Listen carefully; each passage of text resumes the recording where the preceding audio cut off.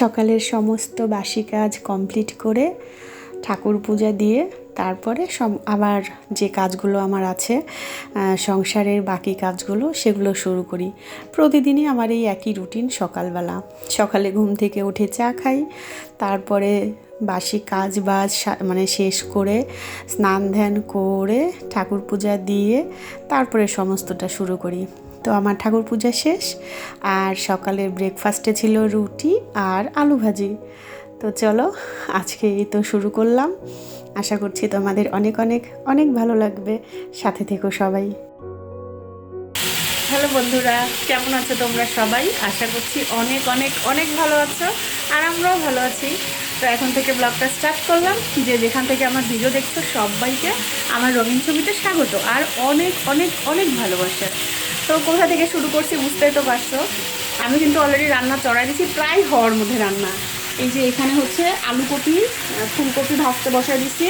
আলু ফুলকপি রসা করব, টকের ডাল করব, আলু ভাজি করব আর শাকের রসা। ব্যাস, আজকের হচ্ছে এটাই মেনু।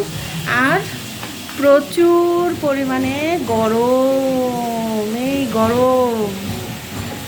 গরম পড়লেও শুনতে পাবে, আবার একটু যদি গরম কমে যায় সেটাও শুনতে পাবে।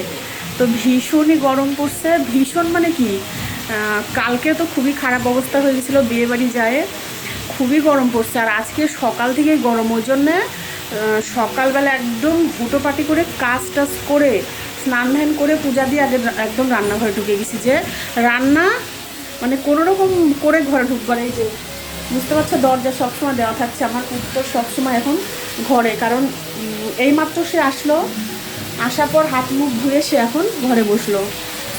তো গরম, অতিরিক্ত গরমের কারণে কারোরই কিচ্ছু ভালো লাগছে না। তো ওদের যেহেতু স্কুল একদিন হলেও করা লাগবে সপ্তাহে, তো ওই জন্য আজকে ও স্কুলে গেছিলো, যাই তো আসলো। আর সকালে ব্রেকফাস্ট তো দেখতেই পেলে, তেল ছাড়া পরোটা করছিলাম আর আলু ভাজি, এইটাই। আর এই যে আমার বর ডাল নিয়ে আসছে, ডাল শেষ মসুরের, তো এটা ঢালা হয়নি এখনও, এখানেই আছে। তারপরে এই দেখো শাক নিয়ে আসছে, এই যে খানমানের পাতা, আমরা খানমান বলি, ওটা কালকে করবো, যেহেতু পেঁয়াজ রসুন দিয়ে করবো, আজকে তো করবো না, এটাই। আর দেখো একটা জিনিস বুঝতে পারছো তোমরা, দাঁড়াও, এই যে আমার হাতটা কাটে গেছে, দেখছো? ওই যে দেখো, বুঝাতে পারছি কিনা, এই যে না, এই যে দেখো, এই যে তো হাতটা কাটে গেছে এইখানে, দাঁড়া তোমাদের ব্যাক ক্যামেরায় দেখাচ্ছি। এই যে দেখো কাটে গেছে, দেখতে পাচ্ছ? কালকে চুড়ি পড়তে যায়, মানে শাখাটা পড়তে যায়, একদম কাটে গেছে, দেখো রক্ত বের হয়ে গেছিলো। এইবার দেখতে পাচ্ছ কেমনভাবে কাটছে। পুত্তর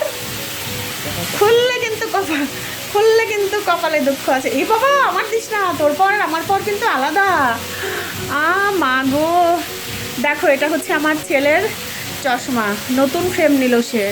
তার বছরে কয়টা লাগে? 2টা ফ্রেম, 3টা ফ্রেম তোর হয়ে গেছে বাবা। ও আচ্ছা, হ্যাঁ 3 বছর যেহেতু ওর চোখের সমস্যা, আমারও প্রায় 3-3.5 বছর, তারপর আমার ছেলের, ওর 3 বছর। বাবা আমি তো এটাতে ভালোই দেখতে পাচ্ছি, তার মানে আমারও কি পাওয়ার বাড়ছে নাকি? তো এতটা পাওয়ার বাড়ছে আমার ছেলের, কেমন লাগছে আমাকে এই ফ্রেমে? আর আমার ফ্রেমে কেমন লাগে অবশ্যই তোমরা জানাবে। আমার ফ্রেমটাও আমি চেঞ্জ করব। আমিও অনেক কয়টা ফ্রেম এর মধ্যে চেঞ্জ করছি। এই লাস্ট খয়েরি কালার, তো এটা বেশ ভালো লাগে আমার, এটা এখনও চেঞ্জ করিনি। তো এটা সারা জীবনের এখন সঙ্গী আমাদের। তবে আমার ছেলের ফ্রেমটা আমার বেশ পছন্দ হয়েছে। আমাকে কেমন লাগছে অবশ্যই জানাবে, ঠিক আছে? এই ফ্রেমে এটা আমার ছেলের অনেক পছন্দ এটা। আর চশমাটা ও নিজের চয়েসেই নেয়। বাবা নে, বাবা নে বাবা। তো আমারটা তো জানোই, আমি হচ্ছে আমার ছেলের বলার পর আমি তো সবসময় আমিও পরে থাকছি, জানো, খুব আলসে মানে সবসময় চশমা পরতে ভালো লাগে বলো, কিন্তু ওই যে পড়া লাগবে, কিছু করার নাই, আমার ছেলেরও পড়া লাগবে। দূরের জিনিস একদম দেখতে পাই না, জানো। চলো আগে রান্নাটা করি, তারপরে ঘরে বসে বকবক করবো। আমি দেখাই দিব, তুমি নিয়ে আসো। তো এই গরমের মধ্যে কত পদ আর রান্না করব, তাও বেশ ভালোই রান্না করলাম। হায় হায় কি গরম পড়ছে। আমরা ঘরে বসে এরকম হাই হাই করছি গরমে, আর যারা বাইরে কাজ করতেছে তাদের কি অবস্থা বলো, ভীষণ খারাপ অবস্থা। এই যে চিপস, আলুর চিপস আছে আর চালের চিপস, চালের পাঁপড় দিদি দিয়ে গেছিল না সেটা।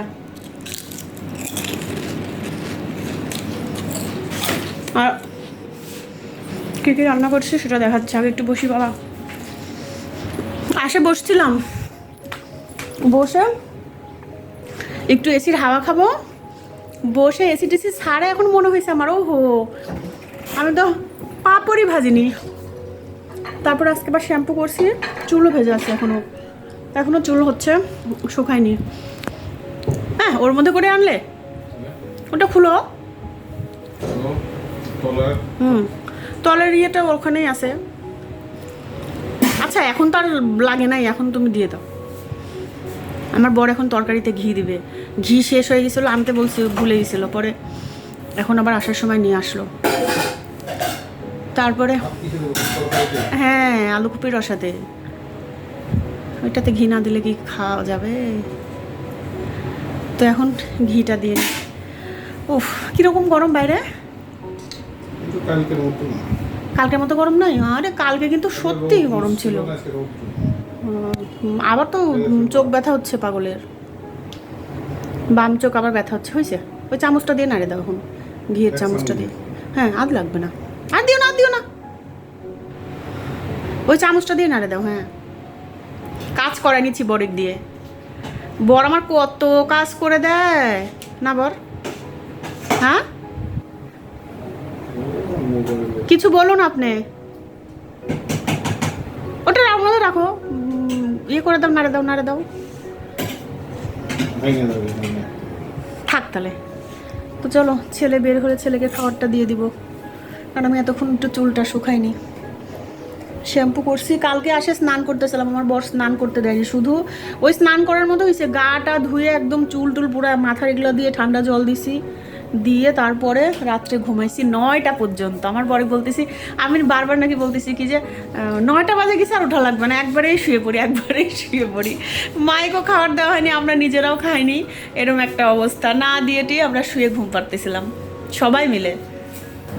তো আজকে হচ্ছে রান্না আলু ভাজি, আলু ভাজিটা সকালের ছিল, ওটা দিয়েই এখন হবে। তারপরে আলু ফুলকপি দিয়ে রসা, তারপরে হচ্ছে আলুর চিপস, আলুর চিপস, চালের চিপস বাড়িতে বানানো, আর এটা হচ্ছে টক ডাল, আম দিয়ে মটরের ডাল, টক ডাল, আর ওইটা হচ্ছে লাউ ডোকা দিয়ে চচ্চড়ি। তো আমার বর দেখাচ্ছে আর আমি এখান থেকে বলে দিচ্ছি। হ্যাঁ সুন্দর করে দেখাও, সুন্দর করে দেখাও, একটু শিখো শিখো। আবার দিয়ে দিল দেখছিস মাথাটা। গুড ইভিনিং বন্ধুরা, সব শোনা যাচ্ছে কিন্তু। তো এখন চা করছি, সেই মানে দুপুরবেলা খাওয়া দাওয়ার আগে তো তোমাদের কাছ থেকে বিদায় নিলাম, আর ইদানিং হলো দুপুরবেলা, দুপুরেও না ঠিক এই 4:30 5টা এই সময়টা একটু ঘুমাই পড়ছি আমি, একটু মানে চেষ্টা করছি ঘুম আসার। সারাদিন ফোনটা হাতে নিই না এখন, এই জন্য এখন অনেকের ভিডিও আমি দেখতে পাচ্ছি না। কালকে মানে আমার এই ভিডিওটা তো তোমরা 2 দিন পর দেখবে, কালকে ভিডিও এডিটও করে নিই, পোস্টও করে নিই, এত পরিমাণে মাথার যন্ত্রণা, বরের কাছে বকা খাচ্ছি, ছেলের কাছে বকা খাচ্ছি, বলে ফোন নিয়ে থাকার কারণে নাকি আমার মাথার যন্ত্রণা বাড়ে গেছে।